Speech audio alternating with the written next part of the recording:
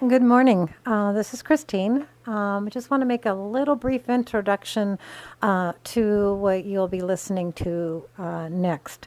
I introduced myself on the audio as Christine, moderator from the Project Avalon Forum, which many of you listening to by this time will know that I'm no longer a moderator.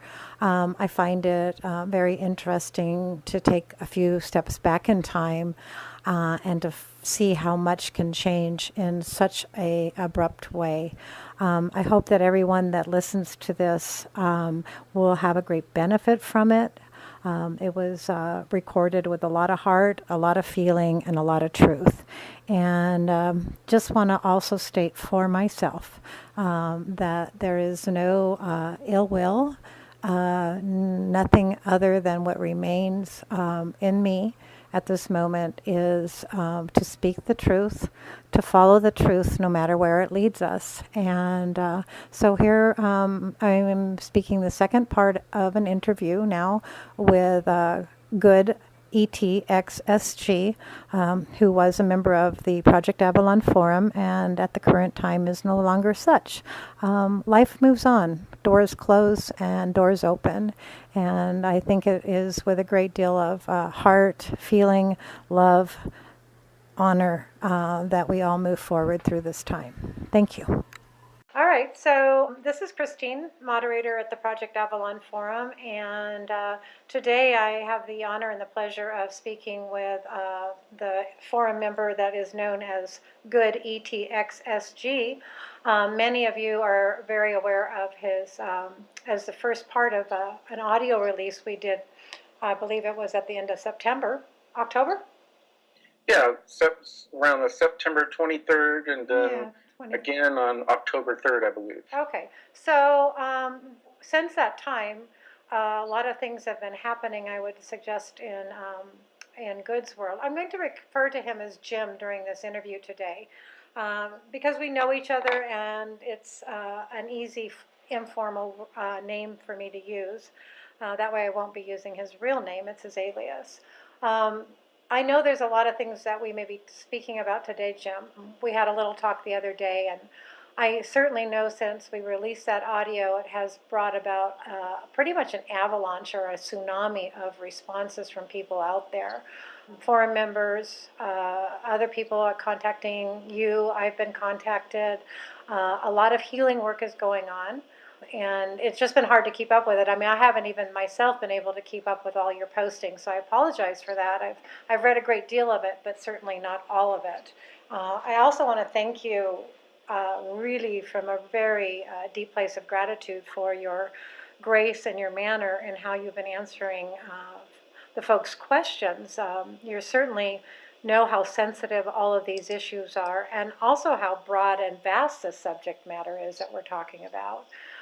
So I just, hats off to you, and I'll take hats off for Bill Ryan too, as I know he's been very pleased with the way both threads have been rolling out for everyone. It's pretty amazing to see such a great amount of intelligence and civility being exercised on the forum. So thank you, Jim.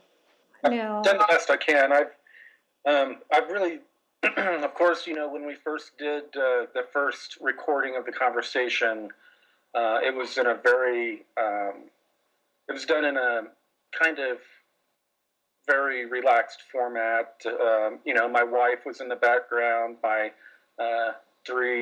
nearly 4-year-old son was there, and I was talking for the first time out loud on a lot of stuff.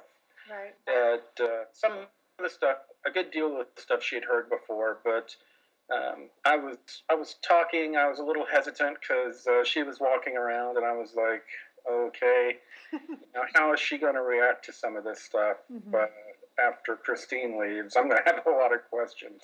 Right. So I was on a number of levels. I was a little nervous. It was the first time since the entity detachment situation that I was pretty much clear and able to talk about it without locking up. Right. Yes. And you can attest to that. We had tried to talk about it before, and I had gotten so tongue-tied and I was unable to talk about it to where I actually had to leave the room. Right, yeah. Maybe it would be good just to have, for the audio purpose this time, just a little background. That first audio wasn't meant for publication, and both of us, Jim and I, knew about that. It actually was, I would say, at the end of 2 years of you and I getting to know each other and developing a relationship, trust, sharing our own insights.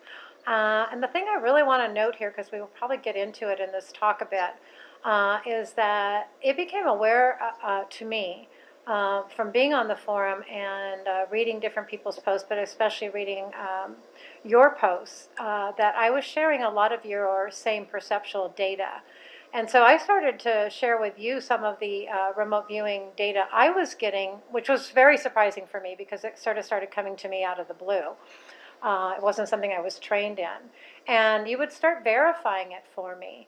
And that was so valuable that it became for me a part of what I believe is what we're doing on the forum, is sharing our information in a free way.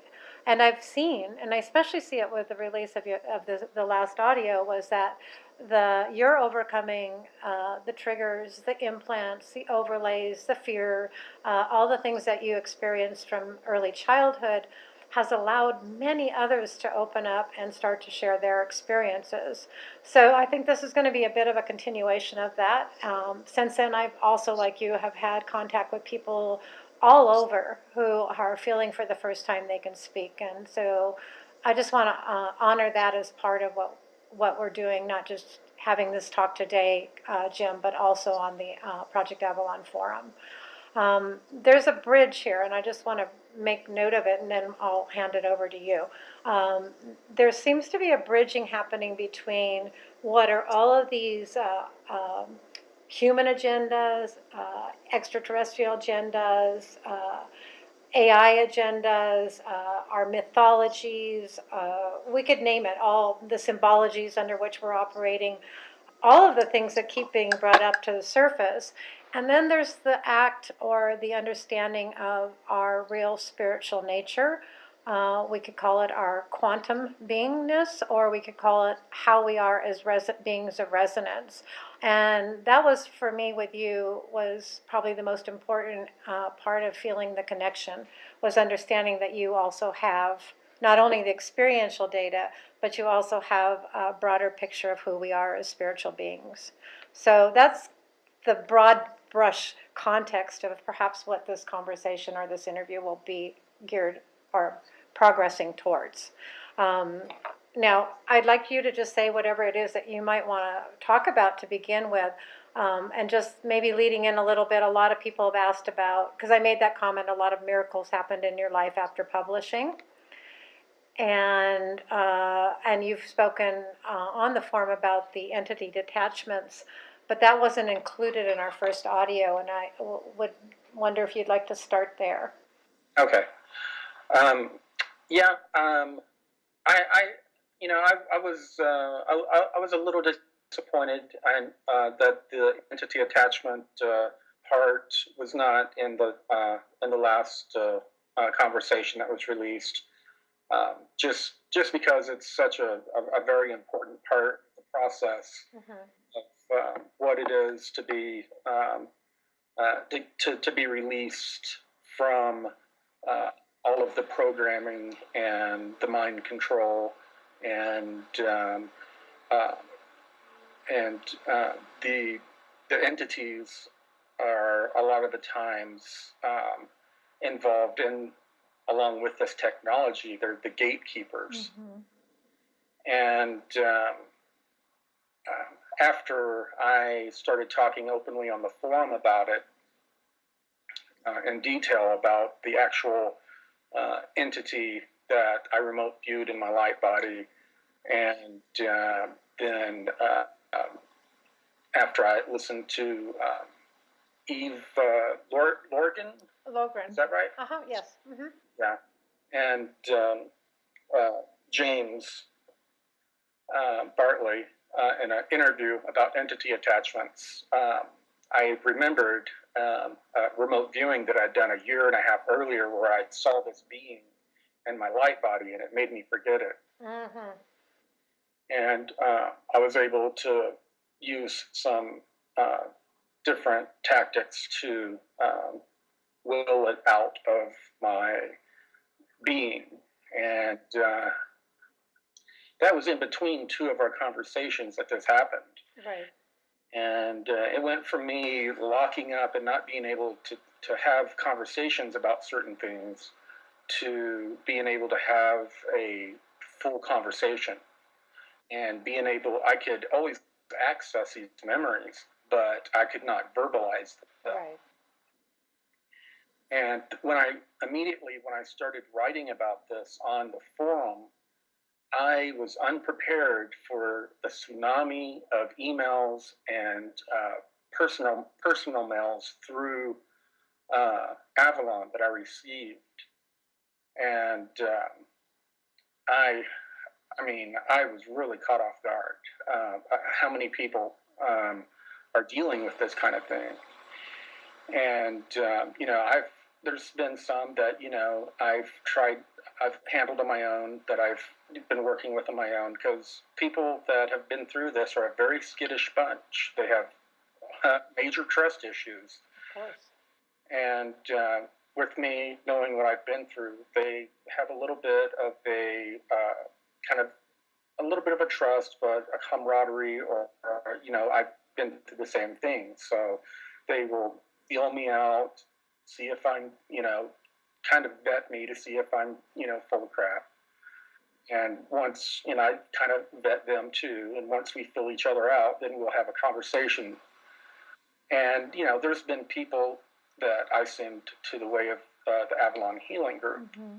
And that's something that I don't think hardly anyone knows. People just see Avalon Forum and think it's just some forum where people go when they're bored to sit and hack around on the computer and talk about aliens and UFOs. Mm-hmm. They don't realize in the background all the resources that Avalon has.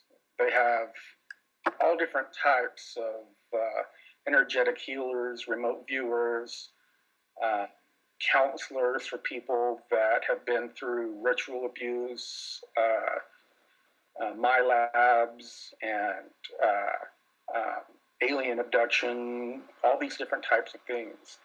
Right. And I've referred people through you to the healing group, and there's always a place for people to find healing at Avalon that I've found. Yeah, thank you, Jim. I just underline that. Just to really put it forward what it is, it's all grassroots too. Yes. Even though some people are very professional, we have a lot of professional healers and researchers on the forum. But they remain very anonymous. Yes, they do. In the forum, but a lot of this stuff goes on in the background. Yes. So people that are openly in the forum do not realize what all goes on behind the scenes. No. And I've gotten a little peek at it just from, recently, referring some people that are seriously in pain, under spiritual attack or under entity attack, all other different types of things. And I've seen the resources y'all have to Marshall. And, people need to know that there's more to Avalon than just some researchers or just a bunch of moderators sitting around with nothing else to do, watching over a forum. Thank you. Yeah, I think the healers group is actually called Avalon 24/7. I think that's pretty adequate name. Right.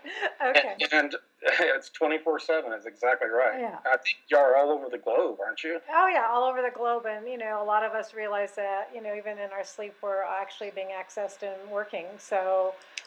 It's a fabulous activity. I'll probably do something a little later. I'll do my own little talk about that in the next week or so. So thanks for mentioning it. And I just I know this is about my material, but I can't talk about the entity attachments and some of my material without mentioning that. Sure. Because I've been so inundated and overwhelmed with insiders and people that have been coming to me that I've had to, offload and come to y'all. Yeah, well, it's really and there's been I've had some major insiders. Sure. One in particular that was active in one of the secret space programs that very few know about, called the Dark Fleet. Mm-hmm. And very few have inside information, and I was excited about it. And for a short time, someone that will remain nameless had released my full name out in public, and it caused this person to clamp up and remove themselves, and I haven't been able to talk to them again, and I was getting some really good information from them. Right. So, it's really unfortunate. Yeah, so let's just underline that point here is that, the information that you're sharing and a lot of the people that are talking, and it is literally mind-blowing. This is not, what's happening right now. Those that are sharing privately and will feasibly share publicly at some point, the information is staggering in its implication. And if you don't mind, just to underline, going back to the incident where the entities were detached from you, I think it might be nice if you just give a description of how that was accomplished, because there's a lot of people sitting out there right now listening and wanting to know. And then number two, I think there's something that happened outside of your expectations. I think you were wired, let's say, to think that if you spoke, really bad things would happen, and if, in your estimation, the opposite has taken place. I was programmed with different kinds of triggers. Different people are programmed with different kinds of triggers. That sometimes they don't know why, but they'll. Some things made me. For some reason, I was just beyond my personality. I was just angry, making me angry, react angrily. And I have 2 children and a wife, and I'm a real laid back kind of guy, and it was just not my personality. And I would see certain materials online or that kind of thing, and there's different triggers, and people don't realize that people can come onto a forum, and it may look like they're on there to give a narrative that looks pretty interesting, but they're giving triggers on purpose, and it can cause people that are programmed with triggers, different kinds of triggers, to hurt themselves, hurt their family, to go as far as even murder or suicide, or emotionally abuse people. There's a lot of different things, and I felt that if I were to push the boundaries, something like that was possible. I had been warned off about some of the stuff I had spoken about very vaguely in some of my threads over the last few years, to stop being so open. And so, I was nervous about that. So about now it's been close to 2 years ago, I had this weird urge to remote view my light body. So I sat down and I started remote viewing my light body. And because of the things I've been through, my light body is quite a bit further out than my physical body. And so I started from the bottom top, and I started moving, and I saw all these different orbs just at different frequencies resonating, different colors, usually in the higher, out of the Roy G. Biv spectrum, and the green, blue, indigo, violet color spectrum. And the overall background field color was kind of a yellowish color that I was in.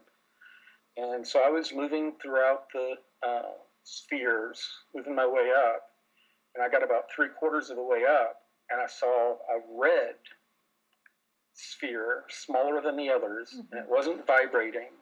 It was just out of place, sitting there.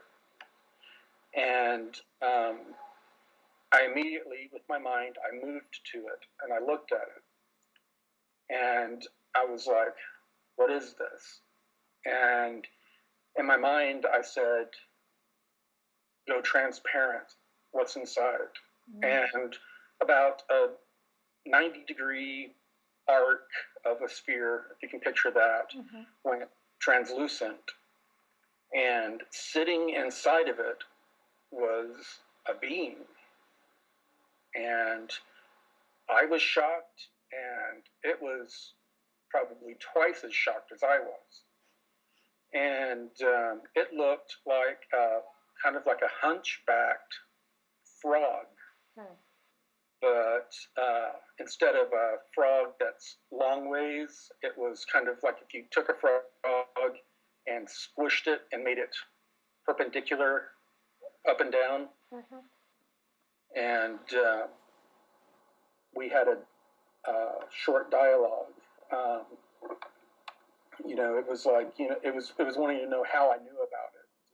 And you're not supposed to know about me. And I was asking, how long have you been here? And it was telling me, I've always been here. I've been here forever, your whole life. And he told me, you're mine. You belong to me. There was a long dialogue that I don't remember all of, but it told me, it said, you will forget me. And it held its long, skinny, looked like a dried up, dead frog's arm. It held it up and it said, you will forget me. And I came out of the session and I told my wife, and back then, she, bless her, she's gone through a lot of awakening since then. She looked at me and was concerned. She was, that's really weird, honey. And she goes, I wouldn't tell too many people about that. And I was like, oh, I won't. And then I was immediately sorry that I told her. I was like, I shouldn't have said anything. And within 3 days, both of us totally forgot about it. Right. And it had told me also in there that I asked who it was, and he told me he was the gatekeeper. Okay. Wow. And after I watched, there was one of the members, I believe Sydney or someone, posted a video, and there were a whole bunch of videos about MILABs and different stuff, but for some reason this one stuck out. So I played it, and about 3/4 of the way through, it started talking about entity attachments. And all of a sudden, boom, I pictured that entity sitting in its sphere, and it looked like it was sitting inside of almost like it was a little self-contained spaceship sphere. And I felt it cringe as I remembered it, and then I remembered it, and I was like, holy crap. And then I remembered it, and I was like, okay, I'm going to get rid of this sucker.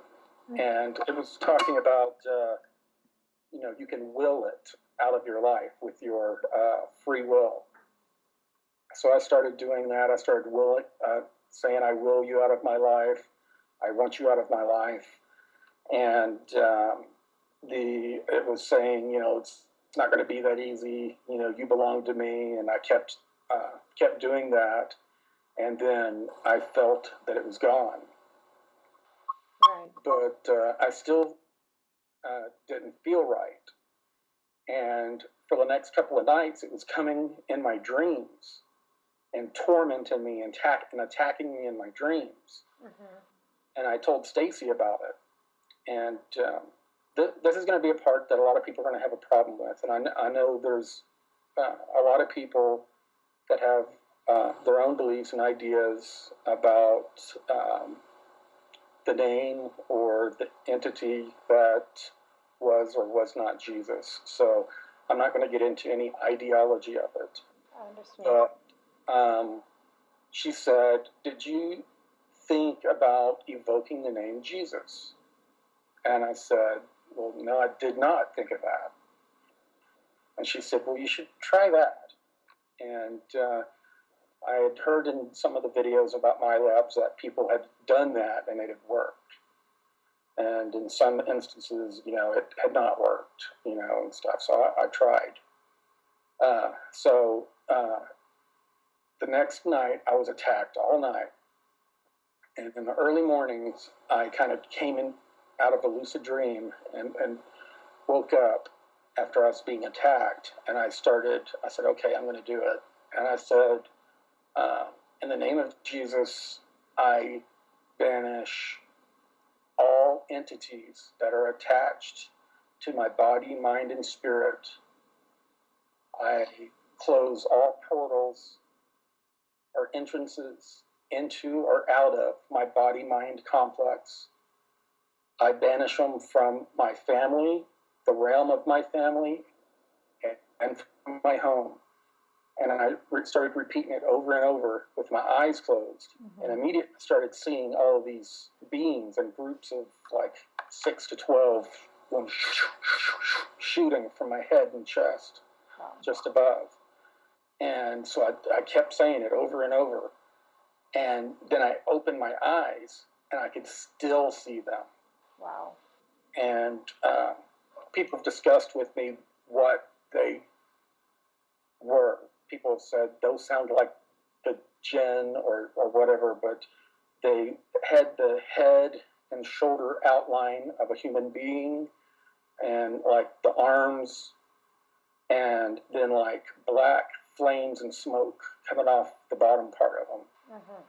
And they were shrieking and screaming in terror and anger, and they were flying off of me, and groups of about a dozen, and like just tons and tons of them shot off of me. And after that happened, I got up, and I felt a freedom like I have never felt before. My wife and kids were like, there's something different about you. You're totally different. I'd been diagnosed with PTSD. I didn't have to take most of the PTSD medicines, except for a little bit of medicine for anxiety. And our dog that always kept its distance from me now just will not leave me alone. It's all over me. And it's just the weirdest thing. And then the next time you came over, I think you tried one more time. You were very gently trying to talk about things. And I just opened up, and boom, it was like diarrhea of the mouth. It just came out. Yeah. Oh, I can attest to the change in the energy field for sure. Yeah, and it was like, we were like talking for like, I think 30 minutes, and I was like, do you realize like the difference? And you were like, yeah. You're like, no, I realize it. Yeah. Yeah. Every time we had gotten maybe 10 or 15 minutes into trying to talk about some of this stuff, I totally locked up, could not talk about it. Felt total fear, anxiety, pain, flashbacks of certain entities, certain things that were done to me. I would get flashbacks that were terrorizing, and it was terrible. And those are all gone. I've been able to talk about it and not have any of those problems since. Oh, that's wonderful. Yeah, it absolutely is. And I think it's really important people hear that, because a lot of people are in the same situation or worse than you have been. And always to know that there is a way out of it. Even if I know for you for a long time, it seemed like you never were going to get free of these things. And they were super suppressive. I mean, not just to you, but your whole family. And your great courage, really, for having withstood so much for so long. So, thanks for sharing that. Um, I'm also, as you're speaking, I'm realizing there's something you brought in there, which is about synchronicity. Yeah. And would you say that, well, it's always probably been this case for you, but something I'm noticing and is how knowledge is power, or how when we have an expanded knowledge or when we're out from under suppression, how we start to be able to expand.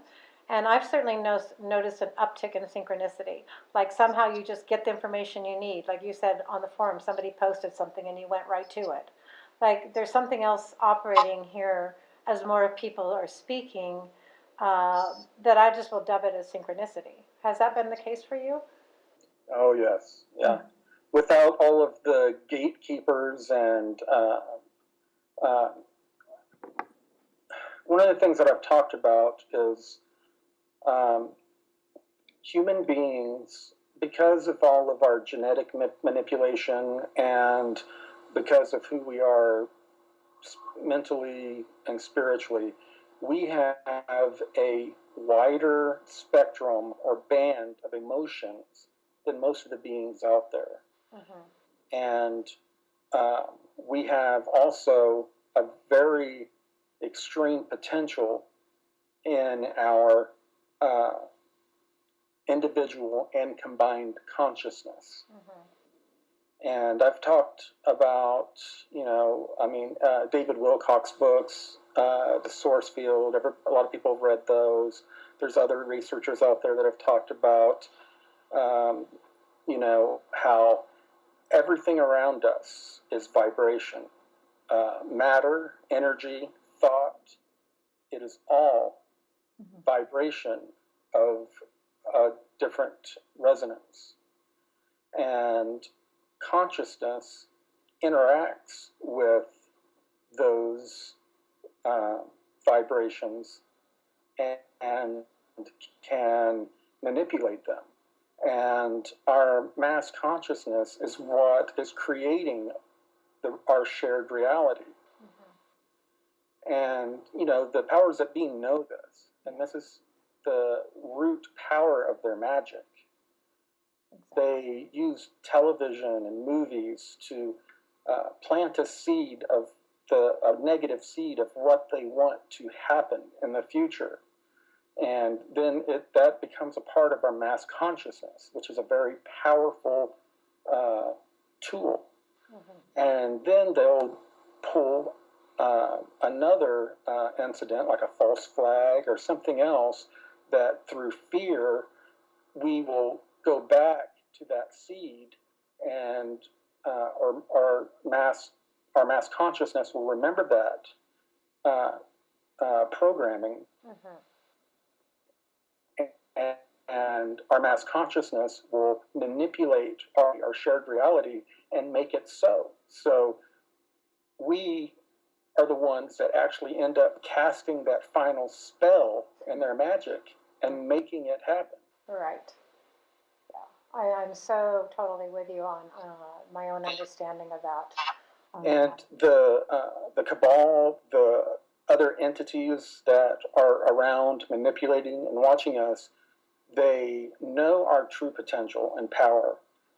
They are purposely dumbing us down about it, keeping us fighting each other, keeping us totally unaware of our true abilities, because they are very afraid of us. Mm-hmm. And they also are indignant towards us because of they see us as a lower life, kind of a low, has been gifted with extreme potentials. Right. And a lot of them are trying to splice those extreme potentials into themselves. Right. But there is a spiritual component to it that they just do not have that same bandwidth of spiritual component, that it just will never work for them. Mm-hmm. they can get the genetics in there. They can get all the different things that we have, physically, genetically, and all that. But if they don't have the right energetic, light body and energy about them, to where and their ability to have the emotional spectrum that we do, they're not going to have the ability to have the same consciousness abilities that we do. Right. Now, there's beings out there that have amazing consciousness and do amazing things, and that are far superior and more advanced than us technologically and spiritually in some ways, but we have the potential to surpass them. Right. Well, I couldn't agree with you more on what you're talking about here. And the one thing that I've formulated for myself I formulated it out of some experiential data and talking to a lot of other people, is that we have a potential to reach beyond. And it is the pure emotion. I mean, I've become very aware of the pure emotions, not the contrived, manipulated emotions, but the pure feeling nature that we actually do have in our spiritual nature. And there's a place they can't control us anymore, and that is in my mind, or the way I'm seeing things right now, and feeling things, is the door towards our own freedom. Because as much as they map us, data mine us, hack us, there is what I could only call an eternal flame, and it does reach for freedom in a manner that they can't really abuse it. And I feel like that's what's happening in more and more consciousness on the planet right now. Well, part of what's happened is we've been genetically manipulated on many occasions, and we've been genetically programmed to have a need to worship, and a need to seek someone to follow, a leader. As our consciousness expands, we are breaking through that genetic programming. And our consciousness is breaking through that genetic programming, and we're defeating it. And that's something that they worked really hard to program into us. They wanted us to look up to them, look to them to come save us, to be our saviors, and this and that, and and to dumb us down about our powers to have the ability to manipulate and change our realities ourselves if we just come together. Right. And they do not, they're successfully keeping us from coming together over just petty things like the color of our skin. That's just so stupid. I mean, it's the color of the upholstery of our skin. It's like, how stupid can that be? I mean, that's like, you could have 5 couches sitting in the living room, and each one has a different colored upholstery, but they're all the same couch, and people are sitting around arguing over, which is superior. I mean, they've managed to segment us and divide us into ideology, racism, and all this, and it's all purposely done to keep us from coming together and realize our true potential and our joint reality, joint consciousness, and this has been done for a long time. I posted a video about our scientists, how way back in the 19th century, they were realizing that when they were observing their experiments, they realized that the individuals that were observing the experiments were having we're having we're affecting the outcome of the experiment just by observing them with their consciousness. And depending on the perception or how the person would think the outcome of the experiment would be, that would affect the outcome of the experiment. And you would think that the experiment should be the same every time, the outcome. And this led smarter and smarter people to start understanding about the consciousness, how it affects time, space, and all vibratory matter, energy, and thought. And from there, science diverged into what we have now as mainstream science, which is a very dumbed down science and somewhat of a religion unto itself. Yes. And then we have the black ops science, which I got a good baptism into, which is quite a bit different and is based on totally different principles and a whole different type of math system. And I said in the forum that if math is the universal language, then our scientists in the mainstream don't speak the language. No, they're actually prohibited from speaking that language. So, yeah, they don't speak the right language because there's been all kinds of flaws found in even Einstein's equations. His theory of relativity, there was a couple equations, they found you just needed to flip over, and that kind of thing. He made some mistakes. And then some new mathematics were born, and I'm no math person, but there's some. I saw people writing out math on boards that it might as well have been hieroglyphics. There were very few numbers involved. Yeah, that's another subject actually for another time, is different languages, because I'm actually studying a lot of that right now too.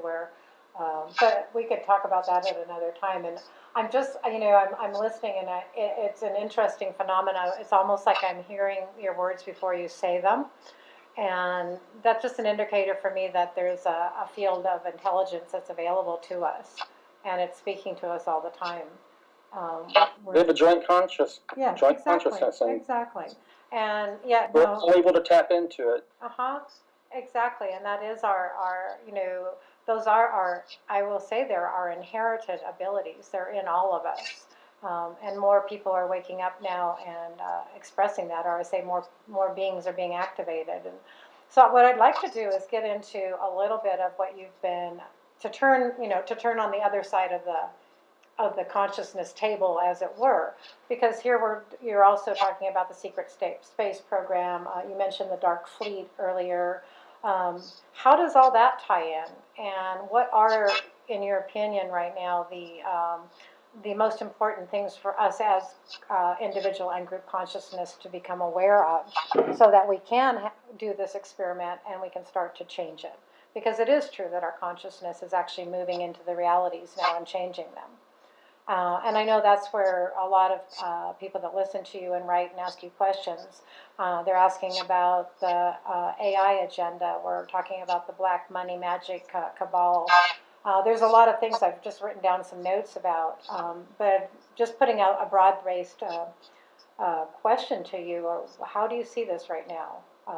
What's happening out there in the Galactic Federation and the galactic politics and all of these races? How does that fit into what you just expressed? Okay, yeah, that's just a small question. Oh, I know. I only know how to ask small questions. No, I know. You do the best. I mean, obviously, we're talking of something so vast that our human mind is still probably just on the edges of understanding. So okay. Yeah, that one I can answer in chunks and stages. Okay. Okay. So, yeah, people often ask me, they're like, okay, I see all this information. What am I supposed to do about it? What can I do? People feel so small, or, what am I supposed to do about it? And we've all seen these reports of, there was, I wish I could find it. There was just this one study of a very small, maybe like 1,700 people that did it all at the same time, did prayers and meditation the same time every day for a period of time, and they brought down the overall terrorism and crime on the planet by like 73%. Yeah, that's. I've read that study. Actually, Greg Braden speaks about it. If you want to look it up later. And actually, people are monitoring right now the vibration of the planet with these groups doing meditation. So they're making a science out of it too. They're actually doing scientific studies. Okay. So I can post something when we post this. I'll post something with some information links. Okay. Yeah, and it's actually somewhere in that huge book of David's source field investigation. Right. It's somewhere in that book mentioned, but it's very, very, very, very, very true. And you can become a part of that. Each of you sitting right there, looking at the computer screen right now, can make a choice. You can decide, I am going to I'll start 10 minutes a day and work my way up 30 minutes a day, and try to get to maybe an hour or 2 hours a day of just doing whatever type of meditation, of whatever religion I am, prayer, of pure, just being pure in that moment of prayer, of meditation, but thinking, meditating, praying for a positive timeline outcome for humanity, and thinking for the end of corruption, and thinking for the end of suffering, and focusing, I should say, instead of thinking, focusing on the end of suffering, pain, and subjugation of all of humanity. If each and every one that listens to this, and you get another person to do that, and we get groups that start doing that, that is going to have a measurable effect. Sure. And that there's no need to pick up arms and rush the gates of the nearest establishment. This is going to have more of an effect than that. And this is what you can do. Right. And the one thing that I add to that is speak your truth, and speak it clearly. Don't be intimidated by it. Inform yourself. Turn off television sets. This all part of it, because we don't have an expanding consciousness by turning a blind eye to what the reality is being practiced on our planet. So I see it as a two-edged activity in a way. That one of the deep contemplation of our real reality, our real nature, which is actually peace-loving, creative beings, and how we affect our planet, and how what you brilliantly spoke of in the beginning of our speaking here is how we are the final piece on creating the reality that we're living in is us. And so pulling off our coats, taking down our false ego identities and the crises that are around us, and rewriting them. And that is within our range of doing. And we are the tool of the 0.1%. We are the tool of our own destruction and our own captivity. Exactly. They're using our own the power of our own consciousness, and the power of our own broad spectrum of emotions, they're using all of those gifts as tools to subjugate us, tools against us. Yeah.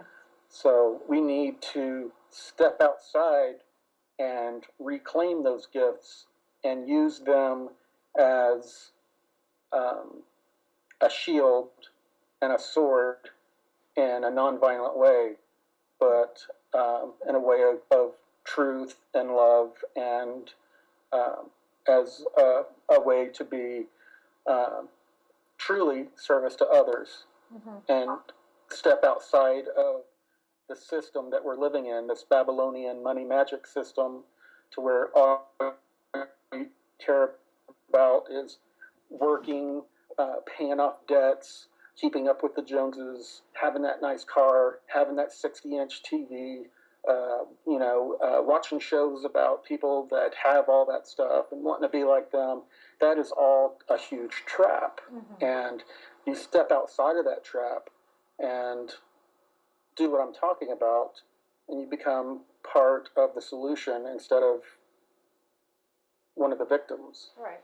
Or a pawn in the game. I mean, or as so many things, and maybe we can sort of segue into that right now, where we've been exploring, and a lot of information says that many of these superiorly advanced civilizations that have a presence on our planet right now see us as an experiment, the creator, supposed creator God, where their experiment, or where we can actually speak of those that have come here to harvest us. All of those agendas, how do we actually see them and get free of them? And I know that's where you have a lot of information on that, and I do get very intrigued by what's the shadow government or the secret space program, and all of these things that are operating just below our consciousness. And let me kind of break some of that down. Okay. Now we have there is what we can call the shadow government, or the Five Eyes, the apparatus that is all about keeping control of everything going on down here on Earth, the keeping us, all the different nations in line, the individuals in line, keeping tabs on us, making sure that the financial system is locked down and everyone follows the Babylonian money magic system, money slave system, that keeps them occupied with that system. But above that are these multiple secret Earth governments. And these are more of like your Hydra kind of things. And the Cabal is just like one tentacle of these secret Earth governments. They're more of the Earth part.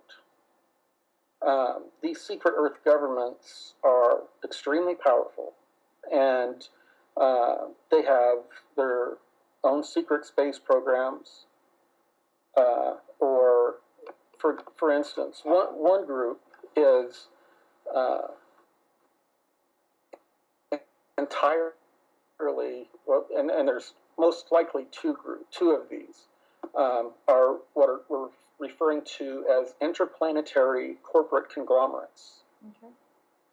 And these would be like all these different defense contracting companies that compete with each other, but people that retire from boards will retire and then go on to this board that is like a super company board that manages this interplanetary super conglomerate, which is its own breakaway civilization. And they own quite a many of these off-world colonies, industrial complexes, mining facilities. Most of the materials that they get for building the different things they build are mined completely off planet. So they're not sucking a whole lot of money off of the earth to go into a lot of these programs. They're the people that are working on in or living in these colonies are pretty much slaves. They've been promised, hey, you and your family sign these papers, y'all are going to be shipped to this, and they're shown videos of like these beautiful science fiction kind of things you'll see in the movies. This is what you're going to be living like. You're going to be living like the Jetsons, and you'll be with your skills, you'll be building this part of a spacecraft or this part of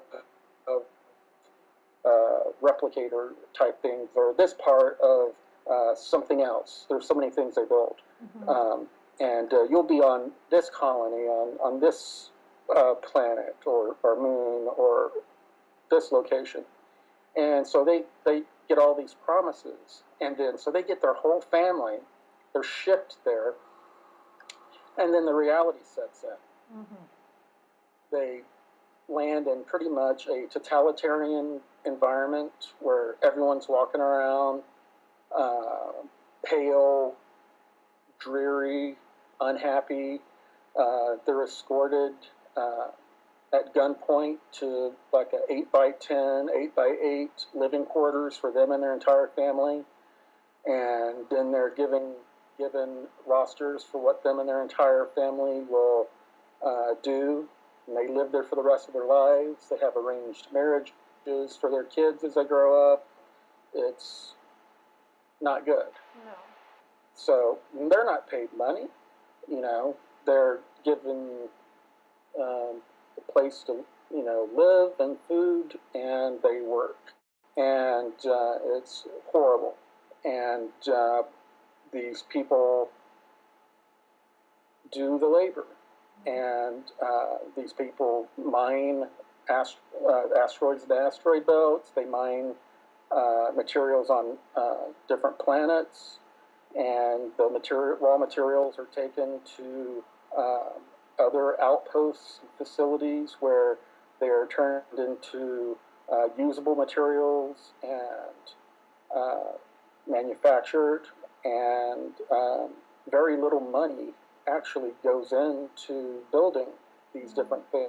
So I see a lot of times people talking about how many trillions of dollars are going into certain parts of the space program, and a lot of this is just materials that are mined and retrieved off-world and being built by slave laborers. So, can I ask a question? Because I don't have it clear. Is this information that you've been given by insiders, or remote viewing, or your own experiences? My own experiences, when we would, when the research vessel, we would sometimes, the scientists would be needed to be brought to some of these colonies. They were different than any of the other outposts or colonies that we went to. When we arrived, as soon as we arrived, there were 4 to 6 armed guards. They escorted us directly to the point where the technicians were to do their work, and there was no staying overnight. There were never any invitations to tour the facility. We were told not to speak to anyone, and then escorted straight back. And then, this was information I was told about the environment of the corporate colonies. And I was told that the corporate colonies, the 13 original, they had 13 original colonies and outposts. They wanted to make sure that there was never a revolution or a situation that happened like in the creation of the United States. So it was, from the very beginning, it was a totalitarian, locked down, very oppressive situation. Okay. Seems to be a repetition in the number 13 important. My other question is why, well, who's doing this? I mean, we were talking about an industrial corporation or complex. And why are they using humans for labor when they probably could be using automated?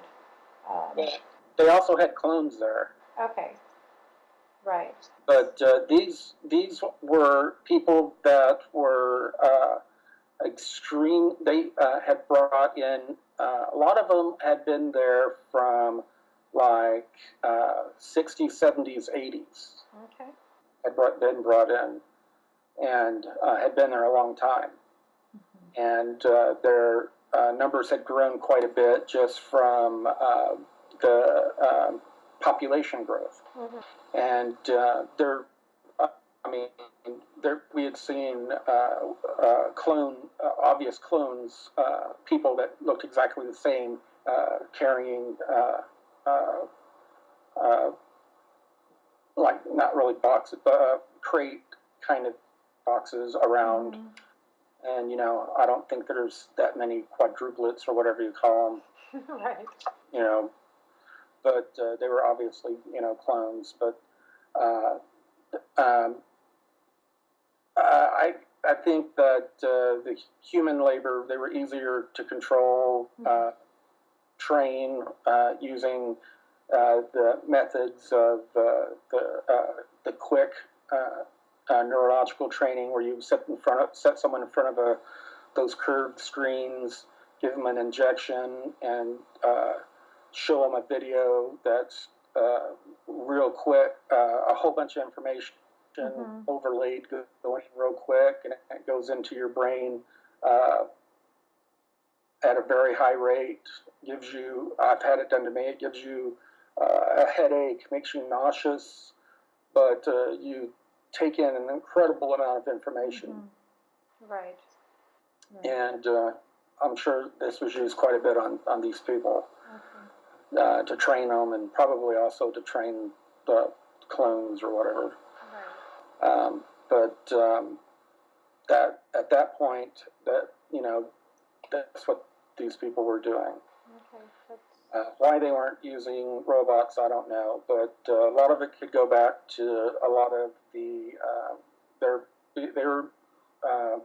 probably fears or being careful of AIs or infiltration of different AI kind of stuff. Mm-hmm.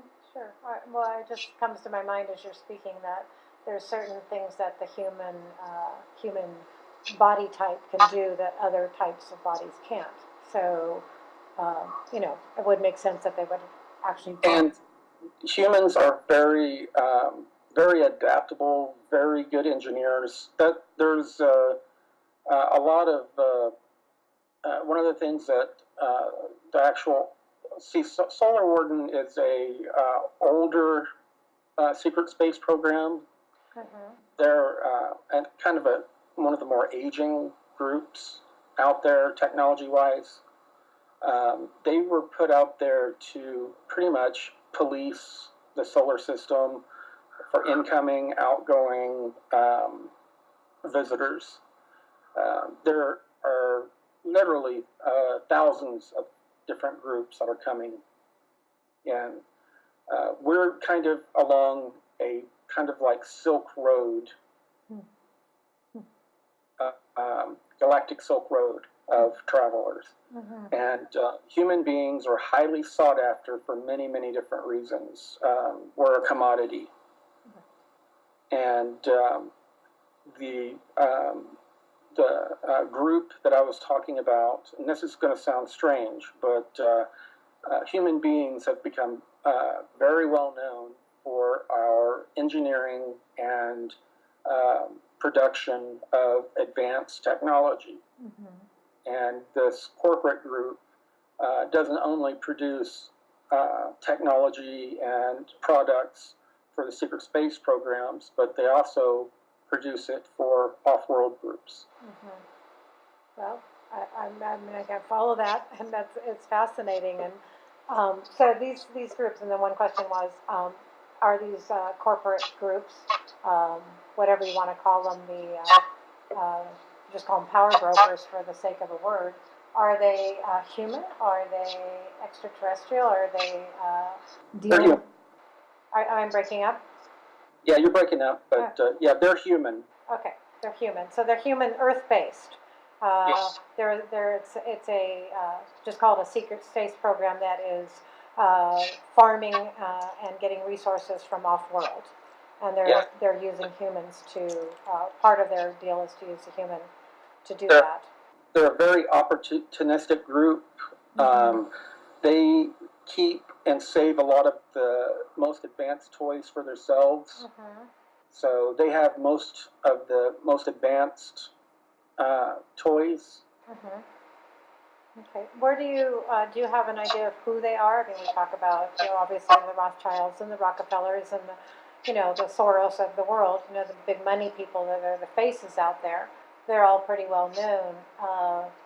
What's behind that? Those are all the people down here on the. Okay, there's a right now there is what is referred to as a shadow civil war going on. And that's going on amongst some of the secret space program, some of what we call the white hats in the secret space program, and their allied off-world groups that are in league with them think that it is high time that the technologies that have to do with harmonic healing of the human body, free energy, technologies that will help cleanse the earth of certain pollution and damage that's been done, be released to humanity. The issue is that once this is done, it will nullify and do away with any need for a financial system. There will be no need for the Babylonian money magic slave system. That's a big problem for the, that's what's going on above, and then below we have a major war going on over the global financial system between the BRICS groups, the Western Cabal, and some other groups, and the different dragon groups, French groups that are all fighting over control of different variations of a global financial system, which will be based on a debt system, which is just going to be another mask of a Babylonian debt slave system. And what it all comes down to is what happens with this shadow civil war, and what happens with this extreme, and they know that there's an extreme awakening happening on the planet among people. Many of them have openly been talking about it, about humanity's awakening at an alarming rate. A lot of them think that we're awakening too late, but it's not. As we're awakening, many of us are wondering, what do we do with this awakening?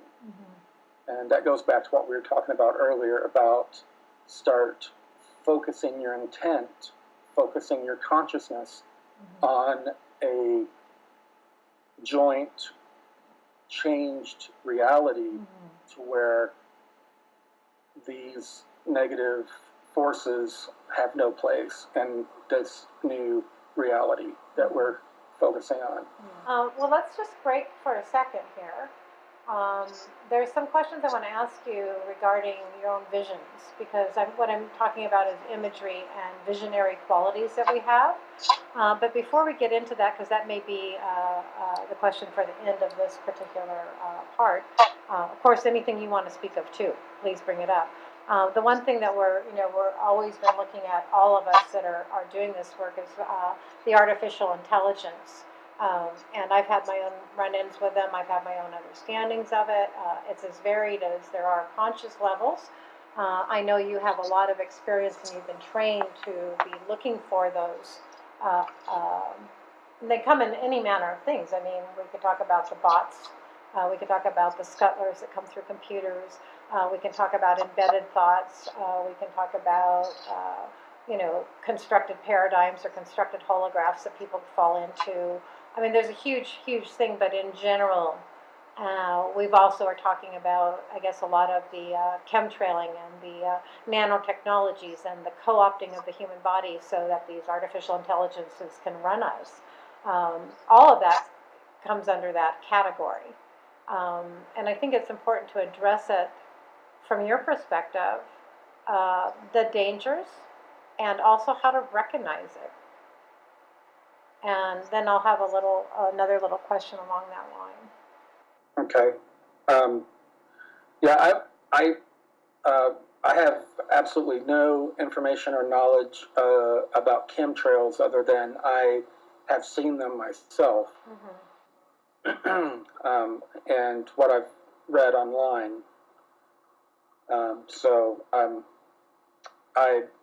I've seen all different types of ideas put forth about them. So I have nothing to offer there that would be other than speculation. I want to stay away from speculation. Great, that's perfect.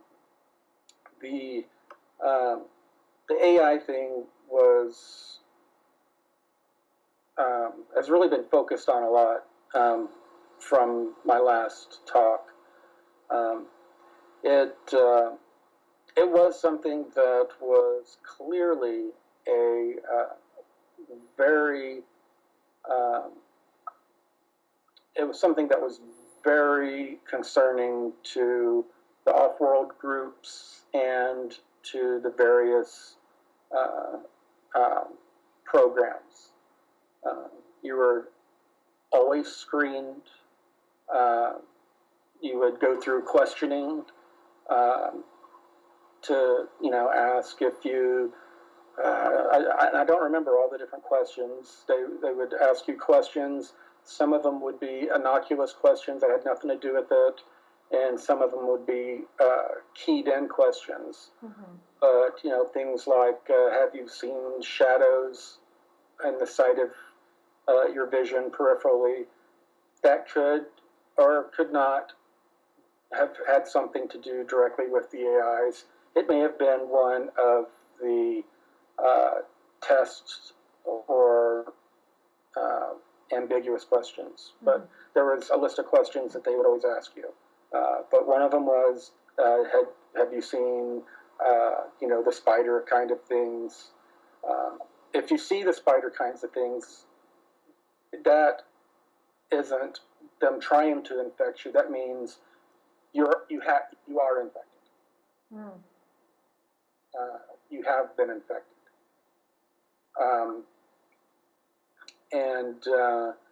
So they would ask you all these different things. Have you when are you often, even though you're wearing rubber shoes or in an electrostatic on an ESD floor, was trained in, and you would start verifying it for me. And that was so valuable that it became for me a part of what I believe is what we're doing on the forum, is sharing our information in a free way.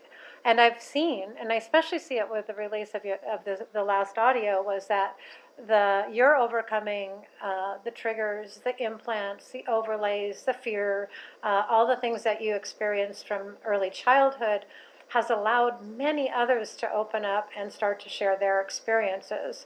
So I think this is going to be a bit of a continuation of that.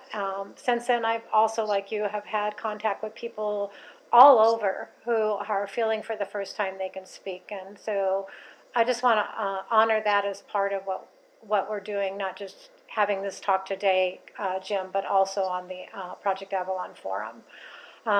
There's a bridge here, and I just want to make note of it, and then I'll hand it over to you. There seems to be a bridging happening between what are all of these human agendas, extraterrestrial agendas, AI agendas, our mythologies, we could name it, all the symbologies under which we're operating, all of the things that keep being brought up to the surface.